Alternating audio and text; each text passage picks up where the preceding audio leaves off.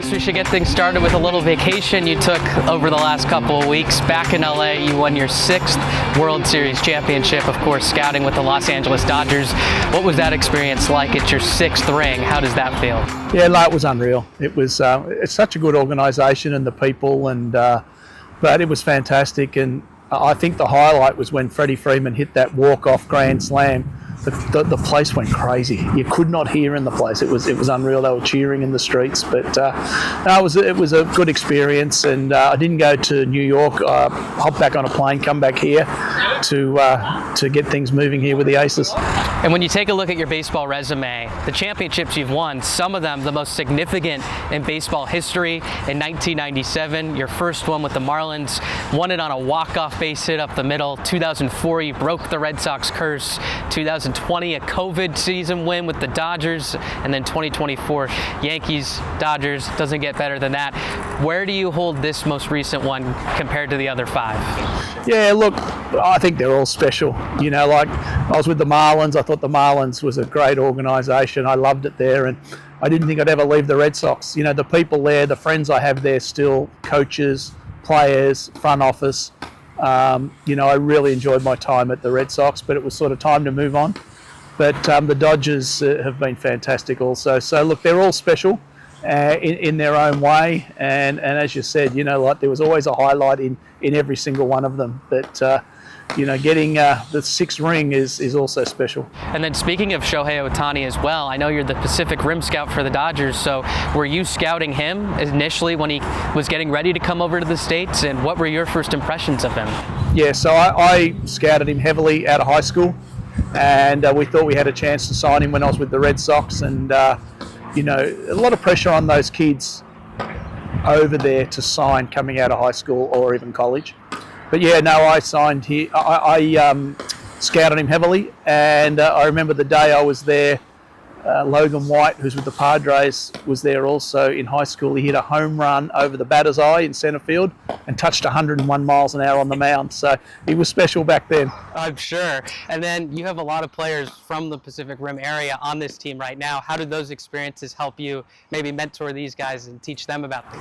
Oh, for sure. You know, like I've signed a lot of guys out of Asia with Yamamoto this year, and Okajima, Tozawa, Matsuzaka with the Red Sox. But yeah, like all these kids are a lot younger, so you know, they ask a lot of questions and we talk to them a lot. But it's really cool because when I go to Japan every year, I sort of catch up with them. And the guys that were here last year, I'm lucky enough to have a very good relationship with the Oryx general manager, Fakura. And so, you know, I got the chance to go down and see him this year in the locker room and say hello. And they're all very grateful and they love their experience out here. And now let's send things over to the Aces here in the 2024-25 season. It's your 8th season at the helm of this ball club. What are your expectations this year after making it to the semifinal round last season? Well, obviously, every time we come here, we want to win. And, you know, we've had some success, you know, in the last 8 years. And, you know, we're a little short last year. But, look, I'm really confident this year. You know, adding Sean Moramando is going to be a big help. Jonathan Tripp.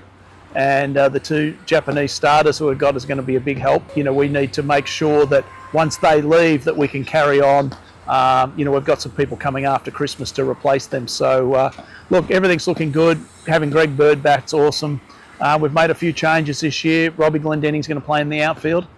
And Jared Dale's going to play shortstop. And really happy with the Texas imports we've got. These 2 kids are fantastic, hard workers. And looking forward to seeing them this year. You bring back Greg Bird for his 2nd season as an ace. He's been there and done that at almost every level of professional baseball you could ask for. How important is he in the clubhouse as a leader for some of the younger guys? Ultimate teammate. Fantastic. You know, he drives the bus on the road. You know, he's out the back picking balls up. You know, on top of that, he's a star player too. And, you know, every time he comes to the plate, it's exciting. Yeah. You know, I think he hit 12 home runs last year in the league, and just a great guy, great clubhouse guy, obviously a great player. So, you know, we're so happy to have him back, and, you know, we look forward to him to have another year like he did last year.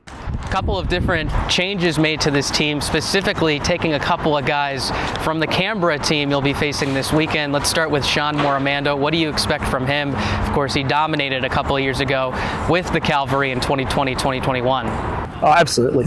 I just remember back when Dolman Young was here, and he come back to the dugout after his first at bat. He go, I won't use the words he said, but he said, I hope I don't have to face this guy anymore. So, I was over in Taiwan this year when he was over there playing. Obviously pitched in the big leagues 2 years ago. So, we're excited. He was dominant here back a few years ago. So we're glad we got him on our side. A lot of new faces this year as well for the Aces. Is there anyone that's caught your eye over the first week or so of BP or maybe any bullpens? Yeah, look, we've got a kid back from college, Kyle Morrison. I think this kid's got a chance to throw 100 miles an hour. Wow. Yeah, he's a tall, young kid. He's young. He's got a lot of learning to do.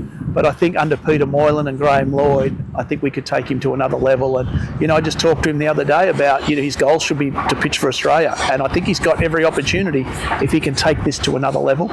And he's tall, he's got a great delivery, and he's got velocity, and he can spin the breaking ball. So, that's exciting. Once we get our Australian guys back from the Premier 12 too, it's been really difficult because we're mix and matching at the moment to try and fill a roster because we've got so many guys on the Australian team. But once they get back and we get everyone together, I think we're going to have a good year. I'm sure for him too, an opportunity to play with those guys can help him grow a lot as well. Absolutely, yeah, and he needs to learn, and he hasn't pitched a whole lot, and he actually plays really good shortstop.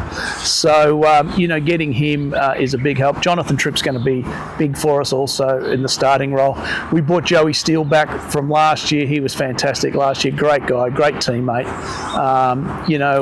And obviously Evan Rutsky. He's I think it's his third year here now, and we love him and we love what he does on the mound also. So it's really exciting. And again, we're looking to win this thing.